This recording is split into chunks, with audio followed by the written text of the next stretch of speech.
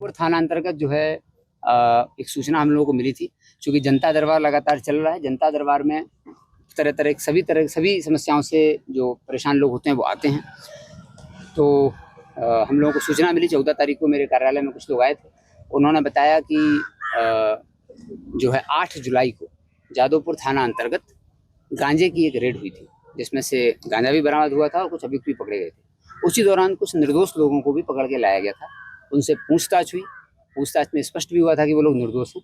फिर भी उनको 36 घंटे तक थाने में रखा गया और रखने के बाद लेन देन कर करके पैसा लेकर के छोड़ दिया गया।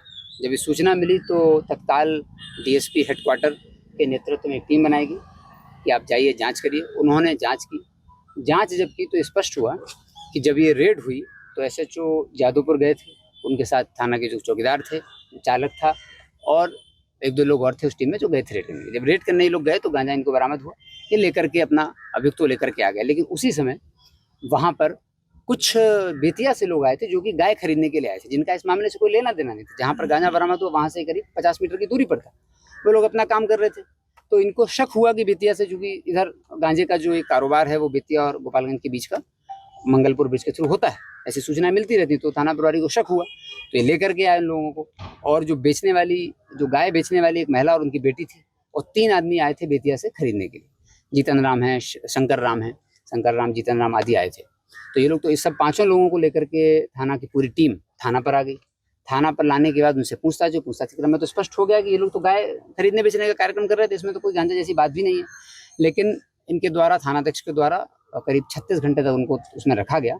उसके बाद एक प्राइवेट दलाल है जिसका नाम राजू यादव है, उसके माध्यम से थाना प्रभारी ने सभी से संपर्क कराया, जो लोग थाना में आए थे उनके परिजनों से, और पैसे की अनुचित मांग की गई। पैसे की मांग होने के बाद सब लोगों ने अलग अलग तरीके से पैसे की व्यवस्था की। राजू यादव तक वो पैसे पहुंचाए गए और थाना के सामने कुछ दुकान वगैरह भी हैं, उनके पास वो पैसे पहुंचाए गए।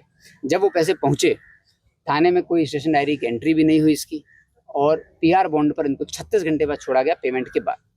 इसमें दुख की बात यह है कि जो एक जीतन राम नाम के व्यक्ति हैं, उन्होंने तो मार्केट से उठा करके पैसा दिया था। मतलब उनके पास पैसा था नहीं, तो उन्होंने अपने छूटने के लिए मार्केट से 10% इंटरेस्ट पे उठा करके पेमेंट किया।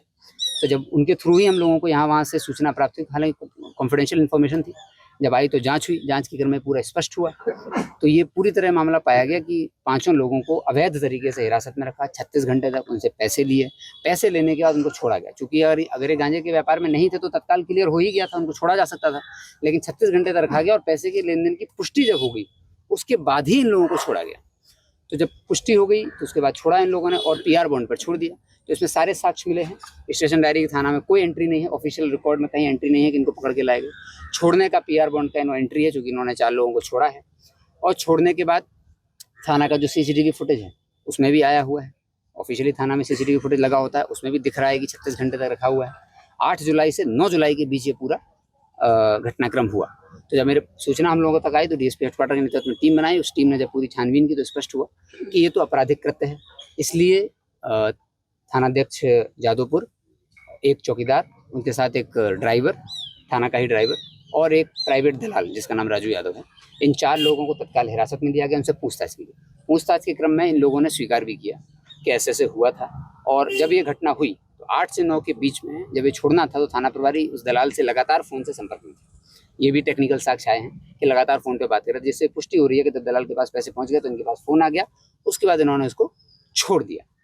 और भी महत्वपूर्ण साक्ष्य इसमें मिले हुए हैं। तो इन सभी चारों जो अभियुक्त हैं इस केस में, इनको गिरफ्तार कर लिया गया है और भ्रष्टाचार अधिनियम के तहत कार्रवाई की गई है। भ्रष्टाचार अधिनियम में एफआईआर दर्ज करके हमारे एसडीपीओ सदर 2 हैं सिद्धवलिया, उनके वो अनुसंधान करता है और वो 4 लोगों को न्यायिक हिरासत में भेज दिया गया।